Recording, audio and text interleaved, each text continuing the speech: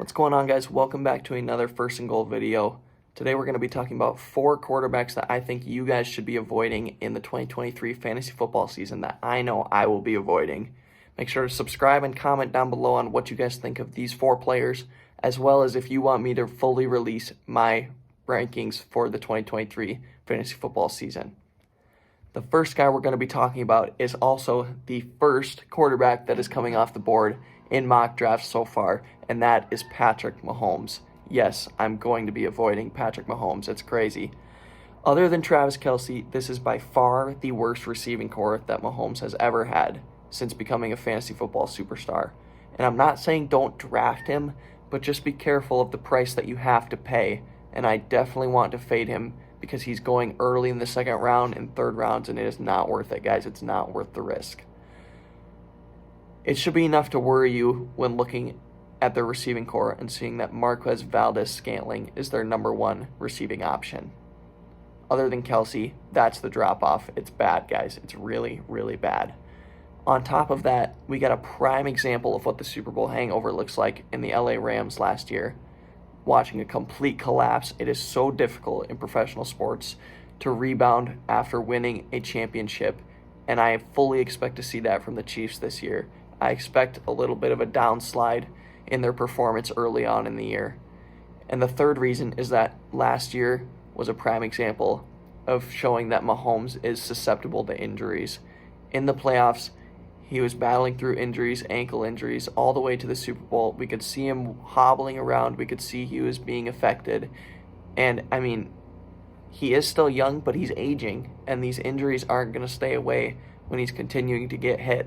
So with the combination of a terrible receiving core, the Super Bowl hangover, and potential for injury as Pat Mahomes continues to age, I'm going to stay away because paying an early second-round pick is not worth it for Pat Mahomes.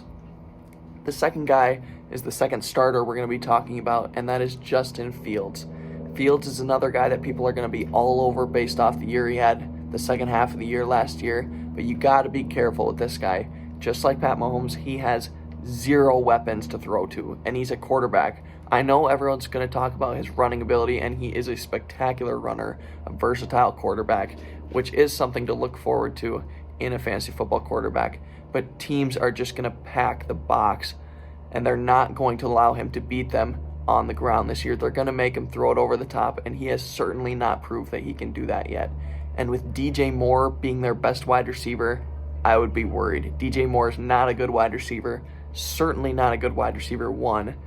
And we know his upside running the ball is big, but you can't draft a quarterback that can't throw the ball. That's just the way it works, guys.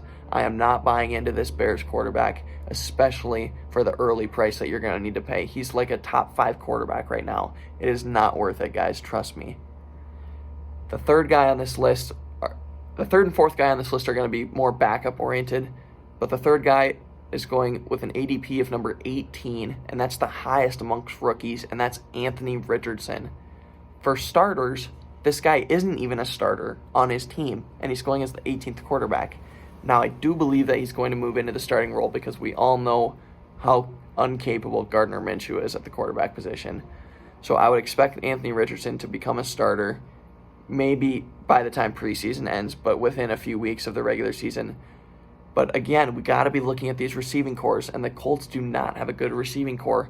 Pittman was expected to be a good receiver last year, and he was average at best, but beyond Pittman, there's nothing to offer.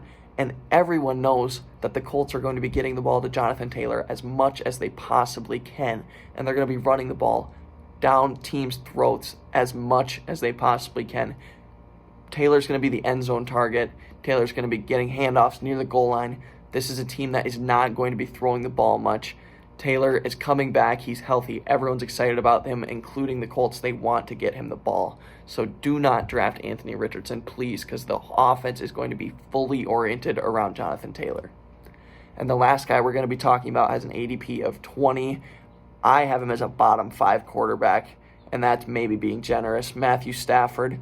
We don't even know about his injury situation. He's had injuries lingering left and right the last few years. We know he's one of the toughest players in the NFL, but he's also one of the most injury prone.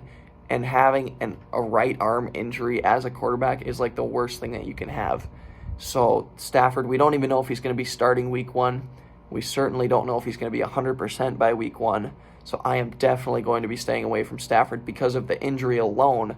But on top of that, it's Cooper Kupp at the way top and everyone else at rock bottom. You do not want any of these Rams receivers beyond Cooper Kupp. I couldn't even tell you the names of the Rams receivers beyond Cooper Kupp. And Tyler Higbee is a second option, maybe. I mean, he's a below average tight end that's going to be the second option for this receiving core on the Rams.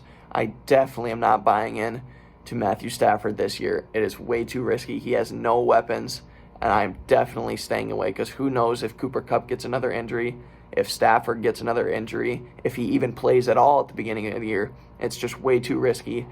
Do not draft Pat Mahomes. Do not draft Justin Fields. Do not draft Anthony Richardson, and do not draft Matthew Stafford. Those are my 4 quarterbacks that I'm avoiding this year. 2 of them starters, 2 of them potential backups for you guys. Subscribe and comment down below what you think about these 4 guys, and let me know again if you want me to release my full rankings list for the 2023 fantasy football season. That's all I got for this video, and I'll see you guys in the next one. Peace out.